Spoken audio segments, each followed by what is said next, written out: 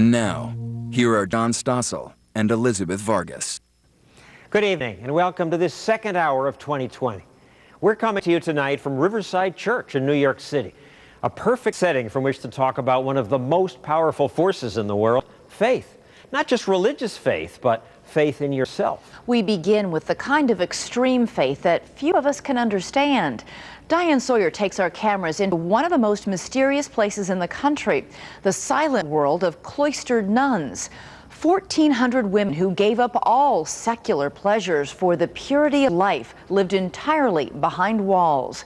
Who are these women and why would they choose to give up careers, songs, and romance? As Diane got to know them, the mystery only deepened.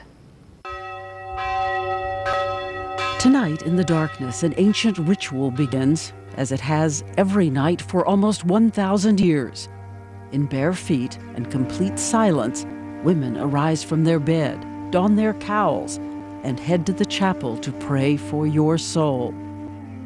It is the sign of my consecration. The cowl signifies being enfolded in prayer. For their whole lives, they will interrupt sleep every 3 hours because, they tell me, sin loves the color of night. But more people die during the night than during the day.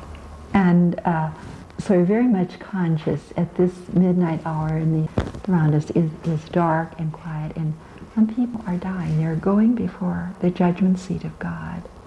And so it is wonderful that people that we will meet only in eternity will meet us, that we are praying for them.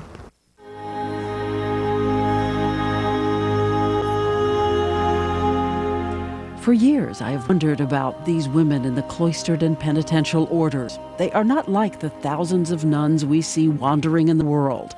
They are a handful of women who seek to be purified by radical belief, 24-hour constant prayer, silence, isolation, no whisper in the hall, no whisper in the garden. It was years ago I first managed to gain entry to the cloister of the Poor Clares in Roswell, New Mexico. The late Reverend Mother Mary Frances made an extraordinary decision to let us in. And how often do you come out? Well, ordinarily, we never do. Never. I mean, there's a whole world out there. Why do you do this? So that we could serve the whole world.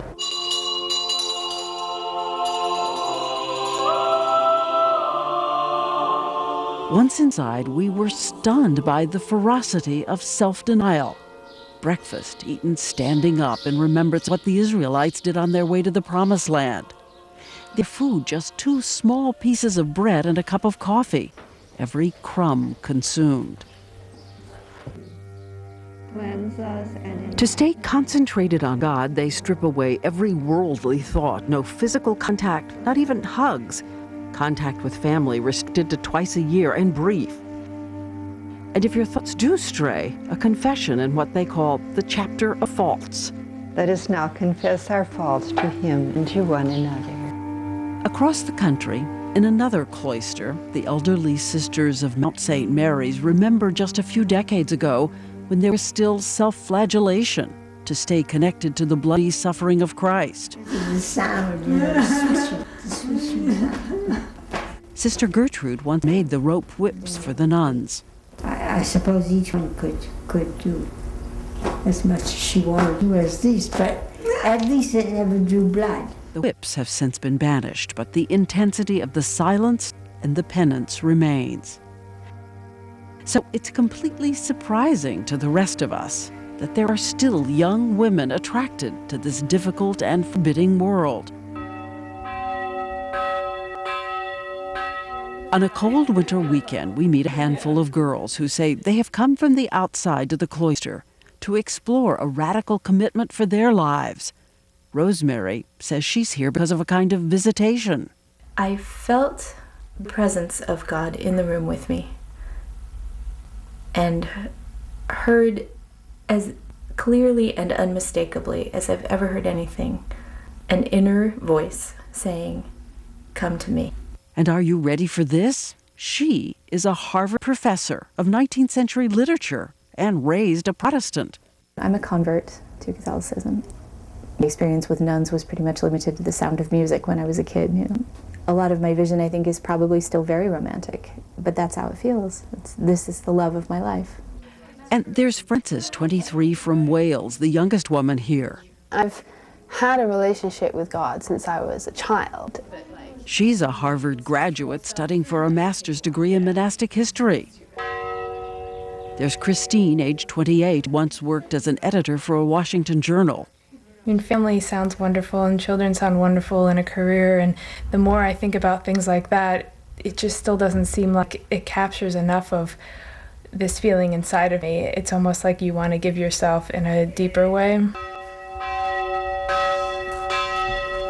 Is the first night of their weekend at 2:45 a.m., each of them steeling herself for the aching fatigue of sleep constantly interrupted for prayer. Give us this day our daily bread. And something else these young women learned that most of us never knew about life inside the convent. You give up secular books, even books about subjects you have studied so long and loved. Never again free to read randomly any book of your choice. Catherine is 24 years old, a theology grad student at Boston College. So even though this looks very difficult and very hard, and maybe impossible or maybe a failure, you know, it is worth the risk.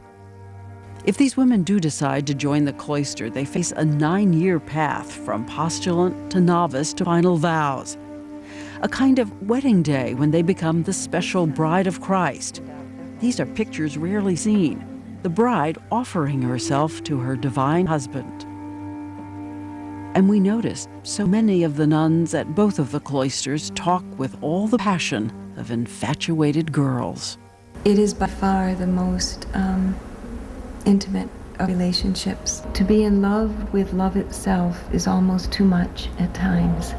I can't wait to die and go home to heaven. I can't wait to hug Jesus and to give him a kiss. You know, he's the greatest lover the world has ever known, and he's mine.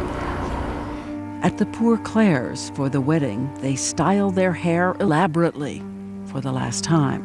And we call it giving our Lord our crowning glory. And it's really something that's part of our being. And that's what you want to do when you love. Give something that really belongs to you. All your hair gathered as an offering on the cross. And after this moment, can you ever leave? What if you change your mind? After you've taken the solemn perpetual vow, can you then come in and say, not for me? No. That would be a tragedy. We are told the spiritual consequences of leaving are considered dire. And in fact, only the Pope can give permission to dissolve marriage between a nun and Jesus.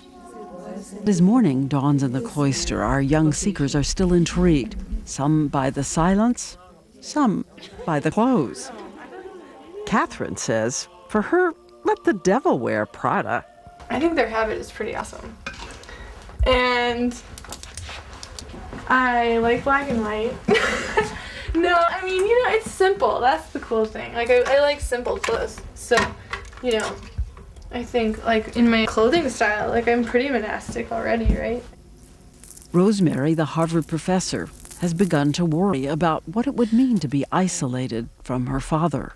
The hardest thing about this would be that he can't travel. I would never see him again.